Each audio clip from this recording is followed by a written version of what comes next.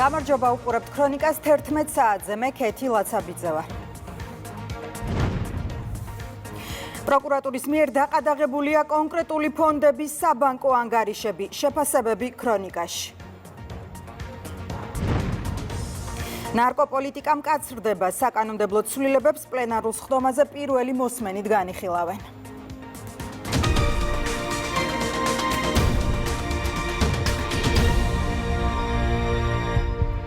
საქართველო მდებარეობს იქ, სადაც გეოპოლიტიკური ინტერესები ერთმანეთს კვეთს, რაც ახალ შესაძლებლობებს წარმოშობს. ეს საგარეო საქმეთა მინისტრმა ინდოეთის დედაქალაქში რაიზინას დიალოგში მონაწილეობისას განაცხადა. საქართველო როგორც ევროპის ნაწილი, რეგიონული უსაფრთხოება, რუსული ოკუპაცია პირველმა დიპლომატმა პანელურ დისკუსიებში ყურადღება სწორედ ამ საკითხებზე გაამახვილა. დღეს მაკა ბოჭორიშვილი რამდენიმე ქვეყნის საგარეო საქმეთა მინისტრს შეხვდება.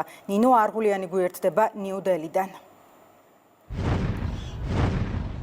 ვიზიტის მეორე დღე ინდოეთის დედაქალაქში მნიშვნელოვანი შეხვედრებით გრძელდება. მაკა ბოჭორიშვილი დღეს რამდენიმე ქვეყნის კოლეგა მინისტრს შეხვდება, მათ შორის არის ევროკავშირის წევრი ქვეყნების საგარეო საქმეთა მინისტრები. სანამ ამ შეხვედრების დეტალებს მოვისმენთ, მანამდე მან მონაწილეობა მიიღო პანელურ დისკუსიაში, სადაც ყურადღება გაამახვილა საქართველოზე როგორც დასავლეთის და აღმოსავლეთის დამაკავშირებელ ხიდზე. მან ყურადღება გაამახვილა აბრეშუმის გზის მნიშვნელობა შუა დერეფანზე და თქვა, რომ არსებობს პროექტები, რომლის განხორციელებაც მნიშვნელოვანი არა მხოლოდ საქართველოსთვის, არამედ ევროპისთვისაც. საქართველო არის ევროპის ნაწილი, შესაბამისად ევროპის უსაფრთხოება ჩვენს ქვეყანას პირდაპირ ეხება, ამბობს მაკა ბოჭორიშვილი. მან ამ სიტყვებით მიმართა 100-მდე ქვეყნის დელეგაციას, რომელიც ამ წუთებში სწორედ ინდოეთის დედაქალაქში ნიუ-დელიში რაიზიანას დიალოგში მონაწილეობს. უპირველეს ყოვლისა, ჩემთვის დიდი პატივია, რომ აქ ვიმყოფები პატივცემულ სტუმრებს შორის და მაქვს შესაძლებლობა ვიმსჯელო უაღრესად მნიშვნელოვან საკითხებზე.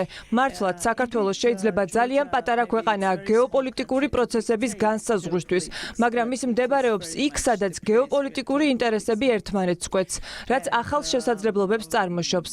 ამ შესაძლებლობებით ეფექტიანად სარგებლობისთვის კი საკმარისი სიბრძნე და შორსმჭრეტელობაა საჭირო. უპირველეს ყოვლისა, მნიშვნელოვანია აღინიშნოს ის გამოწვევები, რომლებთან გამკლავებაც საქართველოს უწევს დღეს არსებულ გეოპოლიტიკურ გარემოში, ასევე ის შესაძლებლობები, რასაც ჩვენ საქართველოს სტრატეგიული მდებარეობა გვთავაზობს. საუკუნეების მანძილზე საქართველო აღმოსავლეთისა და დასავლეთის დამაკავშირებელი ხიდის როლს ასრულებდა. აბრეშუმის გზის დროიდან მოყოლებული ჩვენმა ქვეყანამ მნიშვნელოვანი როლი ითამაშა აღმოსავლეთსა და დასავლეთს შორის კავშირის უზრუნველყოფაში. საბჭოთა კავშირის დაშლის შემდეგ დამოუკიდებლობის პირველივე დღეებიდანვე საქართველომ კვლავ დაიწყო ფიქრი იმაზე, თუ როგორ უნდა აღედგინა და გაეძლიერებინა ეს ისტორიული როლი თანამედროვე მსოფლიოში. ჩვენს მეზობლებთან, აზერბაიჯანთან და თურქეთთან მჭიდრო თანამშრომლობის, ასევე ჩვენი სტრატეგიული პარტნიორების მხარდაჭერის წყალობით, ბევრი მნიშვნელოვანი პროექტი განხორციელდა. 10 წლეულების შემდეგ ეს პროექტები კვლავ ინარჩუნებს აქტუალურობას, რადგან მათ აქვთ უზარმაზარი პოტენციალი საერთო ევროპული უსაფრთხოების გაძლიერების კუთხით. ეს პროექტები განსაკუთრებულ მნიშვნელობას იძენს, როდესაც საქმე შეეხება დაკავშირებადობას ისეთ სფეროებში, როგორიცაა ენერგეტიკა, ტრანსპორტი და სხვა სფეროები. ახლახან ვსტუმრობდით ცენტრალური აზიის ქვეყნებს, ყაზახეთს, უზბეკეთს, თურქმენეთს. კიდევ ერთხელ დავწმუნდი, რომ მნიშვნელოვანია თანამშრომლობა ჩვენს მეზობელ ქვეყნებთან, როგორიცაა აზერბაიჯანი, თურქეთი და სომხეთი. ეს ქვეყნები საქართველოს მნიშვნელოვანი პარტნიორები არიან, მაგრამ ასევე ძალიან მნიშვნელოვანია დაკავშირებადობა შავი ზღვის რეგიონში. დიდი ხნის განმავლობაში საქართველო მუდმივად ცდილობდა გადაექცია შავი ზღვა ევროკავშირთან გამაერთიანებელ ხიდად და არა გამყოფ ბარიერად. დღეს ჩვენ გვაქვს რეალური შესაძლებლობები ამ მიზნის მისაღწევად, მაგრამ ეს მოითხოვს აქტიურ მუშაობას და ინვესტიციებს. ჩვენ ერთად შეგვიძლია განვახორციელოთ მასშტაბური პროექტები, რომლებიც სარგებელს მოუტანს ევროკავშირს, ევროპას. ჩვენ თავს მოვიაზრებთ ევროპის ნაწილად და ამიტომ ევროპის უსაფრთხოების საკითხები ჩვენ პირდაპირ გვეხება. ამ კონტექსტში მნიშვნელოვანია გავითვალისწინოთ ის უზარმაზარი პოტენციალი, რომელიც არსებობს აღმოსავლეთის მიმართულებით და რომელიც სარგებელს მოუტანს მთელი ევროპის რეგიონს. შუა დერეფანი უზარმაზარ შესაძლებლობებს გვიხსნის და მისი განვითარება ჩვენი ერთ-ერთი პრიორიტეტია. ჩვენ მზად ვართ ჩავდოთ ინვესტიციები ინფრასტრუქტურულ პროექტებში და სრულად გამოვიყენოთ ის პოტენციალი, რომელსაც ეს პროექტები სთავაზობს საქართველოს. შავი ზღვა, კასპიის ზღვის ენერგო და სატრანსპორტო დაკავშირებადობა უამრავი პროექტი, რომელიც შეიძლება განხორციელდეს ან უკვე ხორციელდება საქართველოს ჩართულობით, მნიშვნელოვან სარგებელს მოუტანს ჩვენს პატარა რეგიონს. მშვიდობა და უსაფრთხოება სწორედ ამ თემებზე საუბრით გაგრძელდა მაკა ბოჭორიშვილის სიტყვით გამოსვლა, სადაც მან რეგიონში არსებული გამოწვევების გარდა ცვლად ისაუბრა რუსეთის მიერ საქართველოს ტერიტორიების ოკუპაციაზე, რომელიც მნიშვნელოვანი გამოწვევაა დღესაც. მაკა ბოჭორიშვილი ამბობს, რომ ამ გამოწვევას საქართველო ეკონომიკური ზრდით და ასევე სწორი რეფორმებით პასუხობს. ამ კონტექსტში ხაზგასმით უნდა აღინიშნოს უაღრესად მნიშვნელოვანი ფაქტორები, მშვიდობა და უსაფრთხოება. მე ვსაუბრობ პატარა, მაგრამ ძალიან დინამიურ რეგიონზე, სამხრეთ კავკასიაზე. საქართველო ყოველთვის მხარს უჭერდა და ხელს უწყობდა თავისი მეზობლების სომხეთისა და აზერბაიჯანის ძალისხმევას და ჩვენ გვიხარია, რომ მათ იპოვეს გზა მშვიდობისკენ და განაცხადეს სამშვიდობო ხელშეკრულების შესახებ, რაც ძალიან მნიშვნელოვანია მთელი რეგიონისთვის. თუმცა საქართველოს ორი რეგიონი ჯერ კიდევ ოკუპირებულია რუსეთის მიერ და ეს სერიოზულ საფრთხეს უქმნის ჩვენს რეგიონს. ჩემთვის როგორც ქართველი დიპლომატისთვის დიდი ხნის მანძილზე რთულ ამოცანად რჩებოდა ამეხსნა. ერთი მხრივ რუსული ოკუპაციის საფრთხეები, ხოლო მეორე მხრივ არსებული უზარმაზარი შესაძლებლობები. ეს რჩება რთულ ამოცანად, რადგან ოკუპაცია გრძელდება და უსაფრთხოების გამოწვევები კვლავ რჩება. თუმცა ჩვენ უნდა ვუპასუხოთ ამ გამოწვევებს და ჩვენი პასუხი უნდა იყოს ეკონომიკური განვითარება, სწორი რეფორმები. გლობალურ რეიტინგებში საქართველოს მოწინავე პოზიციები უკავია ბიზნესის კეთების, ღია მმართველობის, კორუფციასთან ბრძოლის მიმართულებებით. ეს მიღწევები შესაძლებელი გახდა მთავრობის მიერ გატარებული თანმიმდევრული რეფორმების შედეგად, განსაკუთრებით ბოლო 10 წლის განმავლობაში. ჩვენ სწორედ ასე ვუპირისპირდებით ჩვენს რეგიონში არსებულ უსაფრთხოების გამოწვევებს.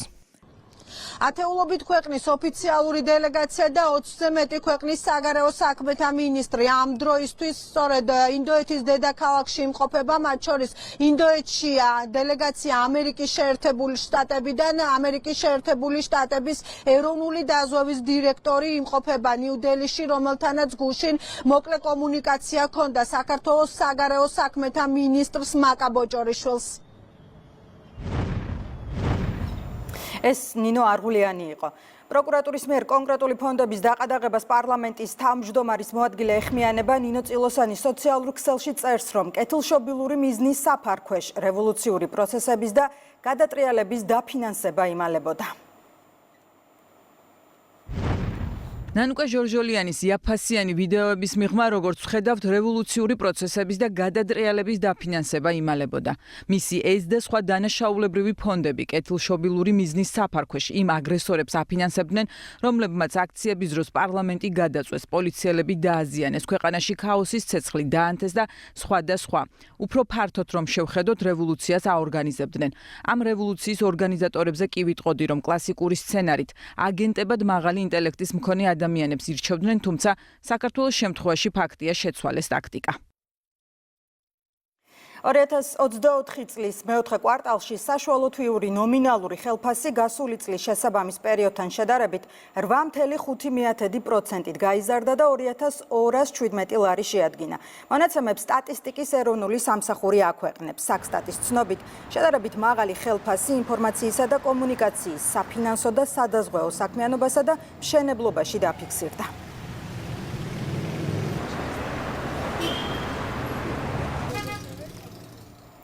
ანტინარკოტიკული რეფორმის ფარგლებში შემუშავებულ საკანონმდებლო ცვლილებებს დეპუტატები პლენარულ სხდომაზე პირველი მოსმენით განიხილავენ. პროექტი მოიცავს ნარკორეალიზატორებისა და რეალიზაციაში ჩართული პირებისთვის სასჯელის გამკაცრებას, ასევე კანონით გაიმიჯნება მიდგომები ნარკოტიკების გამყიდველების და ნარკომომხმარებლების მიმართ. სახელმწიფო გუნდი ანტინარკოტიკული რეფორმის მთავარ მიზნად ნარკოდანაშაულთან ბრძოლას და თაობების გადარჩენას ასახელებს.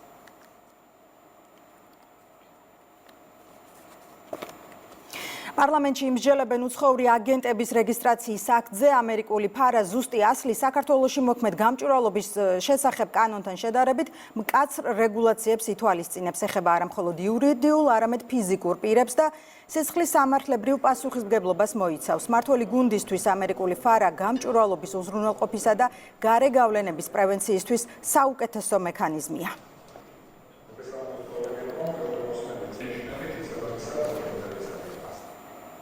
დღესვე მსჯელობა გაგრძელდება მაუწყებლობის შესახებ კანონში შესატან ცვლილებებზე. დაბალანსებული მედია გარემო და მოქალაქეების დეზინფორმაციისგან დაცვა პროექტის მთავარი მიზნებია. საპარლამენტო უმრავლესობის გადაწყვეტილებით ბრიტანული სტანდარტი ასევე გავრცელდება მაუწყებლების ვებგვერდებსა და სოციალურ ქსელებზე.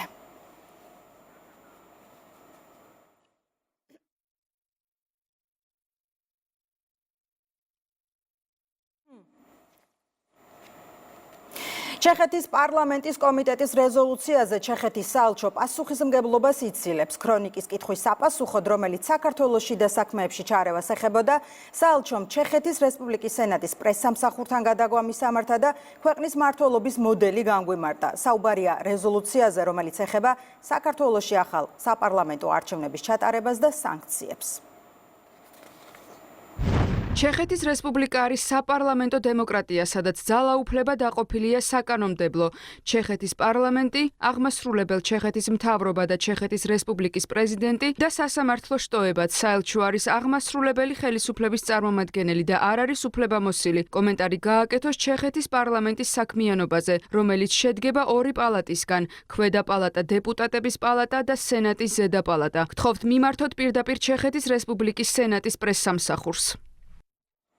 ტოკიოში საერთაშორისო გამოფენაზე ქართული პავილიონი იყო წარმოდგენილი. გარემოს დაცვისა და სოფლის მეურნეობის სამინისტროს მხარდაჭერით და სოფლის განვითარების სააგენტოს ორგანიზებით იაპონიაში გამართულ საერთაშორისო გამოფენაში 6 ქართული კომპანია მონაწილეობდა. სტუმრებს საშუალება ჰქონდათ გაცნობოდნენ საქართველოში წარმოებულ პროდუქციას. ქართულ სტენდზე წარმოდგენილი ყავს 6 ქართული კომპანია სხვადასხვა ქართული პროდუქციით. საერთაშორისო გამოფენებში მონაწილეობის მიღება მნიშვნელოვნად უწყობს ხელს ქართულ მეწარმეებს, აწარმოონ უფრო მეტი ხარისხიანი და კონკურენტუნარიანი პროდუქცია, მოახდინონ ბაზრების დივერსიფიცირება და გაზარდონ საკუთარი საექსპორტო შესაძლებლობები. იაპონიასთან კარგი და წარმატებული ურთიერთობა არაერთ სარგებელს მოუტანს ჩვენ ქვეყანას, მით უმეტეს იაპონია არის კვების ინდუსტრიაში, ფიქრობ, ერთ-ერთი გამორჩეული ბაზარი. ძალიან დაინტერესებულები არიან ახალი პროდუქტების მიმართ და ჩვენ სწორედ ესეთი ტრადიციული პროდუქტებიც აქვს და ასევე რაღაცა საინტერესო ახალი პროდუქტებიც. სპორტის მინისტრი რაგბი ევროპის პრეზიდენტს და ვიცე-პრეზიდენტს შეხვდა. შალვა გოგოლაძე მათ ქართული რაგბის განვითარების გეგმა და სამომავლო ინფრასტრუქტურული პროექტები გააცნო. შეხვედრაზე 6 ერის ტურნირში საქართველოს მონაწილეობის შესაძლებლობა განიხილეს. სპორტის მინისტრმა გამოხატა მზადყოფნა საქართველოს უმასპინძლოს რაგბი ევროპის წევრი ქვეყნების შეხვედრას. შეხვედრაზე შევთანხმდით, რომ ახლო მომავალში თბილისი უმასპინძლებს რაგბი ევროპის ფედერაციების გაფართოებულ შეხვედრას, სადაც ნამჯერ იქნება რაგბი ევროპის მომავალზე და მათ განვითარებაზე. იყო საუბარი იმაზე, თუ როგორ გაძლიერდეს მეტი კონკურენცია რაგბი ევროპაში, თუ როგორ გაიყოს საქართველოში 6 ერის კარები, რაგბი მეტად უნდა განვითარდეს, მან წარუდგინა თუ რამხელა მხარდაჭერას უკეთებს სახელმწიფო რა აქვს. საქართველოს ჩვენა რომ შეუძლია რაგბიში მსოფლიოს მასშტაბით ერთ-ერთი უძლიერესი ქვეყანა გახდეს. იმის მიხედვით, რაზეც შეხვედრაზე ვიმსჯელეთ, ჩვენთვის ცხადი გახდა, რომ საქართველოს შეუძლია გამართოს მატჩები ისეთ ძლიერ მოწინააღმდეგეებთან, როგორიც 6 ერის ქვეყნები არიან. ჩვენ როგორც რაგბი ევროპის წარმომადგენლებს შეგვიძლია უშუა მდგომლოთ საქართველოს, რათა მას მიეცეს შესაძლებლობა ახლო მომავალში ითამაშოს უფრო ძლიერ გუნდებთან. ასეთი იყო ქრონიკა 11-ზე, ახალი ამბებით 14 საათზე დავბრუნდებით პირდაპირ ეთერში. დროებით გემშვიდობებით.